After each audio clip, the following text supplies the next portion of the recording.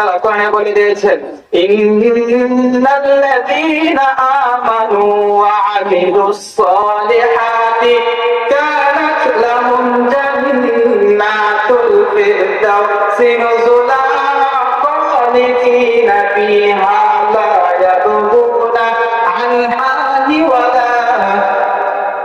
নিশ্চয় যারা ঈমান আনে, সৎ আমল করে, নেক আমল করে, সৎ কাজ করে, ওই ব্যক্তির জন্য আমি কিয়ামতের দিন এমন একটি জান্নাত রেখে দিয়েছি, যে জান্নাতটা জান্নাতুল ফিরদাউস, যার তলদেশে দিয়ে নদীরা সমূহ প্রবাহ হবে। তারা সেখানে সর্বদাই থাকবে, তারা কখনো চিন্তায় আসবে না দুনিয়াতে ফিরে আসা, তারা দুনিয়াতে কখনো তাদের চিন্তা আসবে না সেই জান্নাত থেকে বের হওয়া। আল্লাহ তাআলা আরো কোরআনে ইরশাদ করেন, ওয়াসিকাল্লাযীনা তাকাউ রাব্বাহুম ইলাল জান্নাতি যুমারা। ও দুনিয়াবাসী, যারা আমাকে ভয় করেছে, যারা আমাকে ভয় করেছে, আমি তাদেরকে দলে দলে জান্নাতে প্রবেশ করাবো। তারা যখন জান্নাতে পৌঁছে যাবে, তাদের সম্মুখে দরজা, জান্নাতের দরজাগুলো খোলা থাকবে।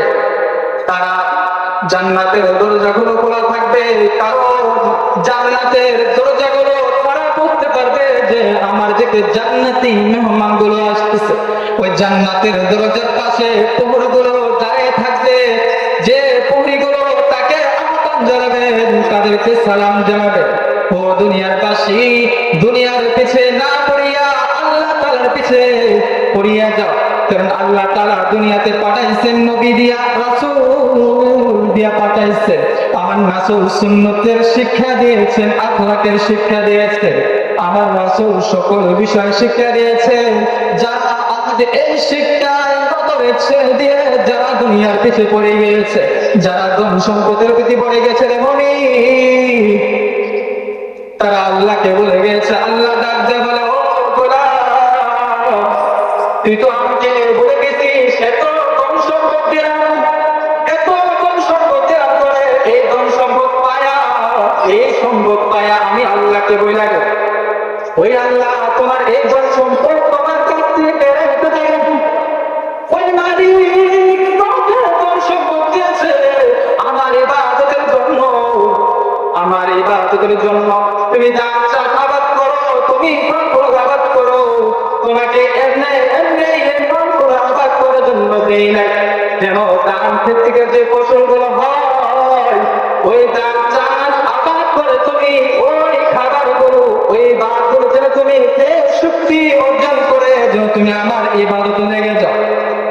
ও দুনিয়ার গোলাম, দুনিয়ার মধ্যে যত যন্ত্র দিয়েছি, যত প্রাণ, যত প্রাণী দিয়েছি, সবগুলো এমনি এমনি দেই নাই, আমি তোমার খেদমতের জন্য দিয়ে দিয়েছি রে মুমিন।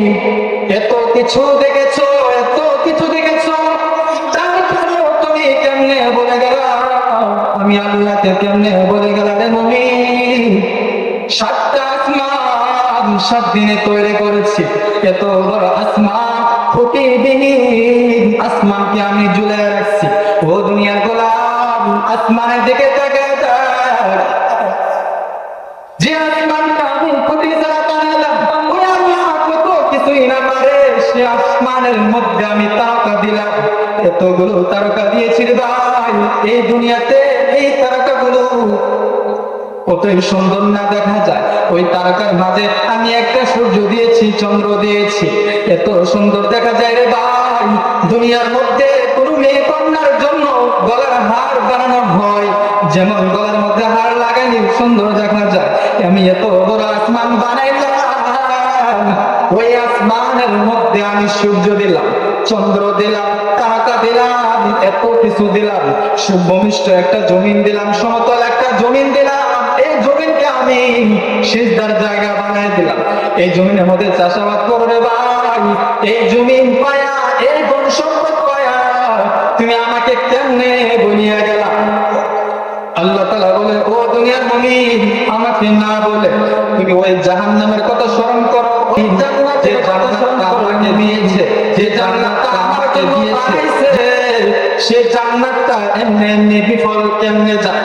ওই জান্নাতের জন্য তৈরি হওয়ার মুমিন দুনিয়াতে জান্নাত পাওয়ার জন্য 5 ওয়াক্ত নামাজ আদায় করতে হবে, নবীর সুন্নাত তরিকায় চলতে হবে, নবীর যে আদেশ অনুযায়ী চলতে হবে, আল্লাহর যে হুকুম, আল্লাহর যে আদেশ, সে আদেশ অনুযায়ী চলতে হবে।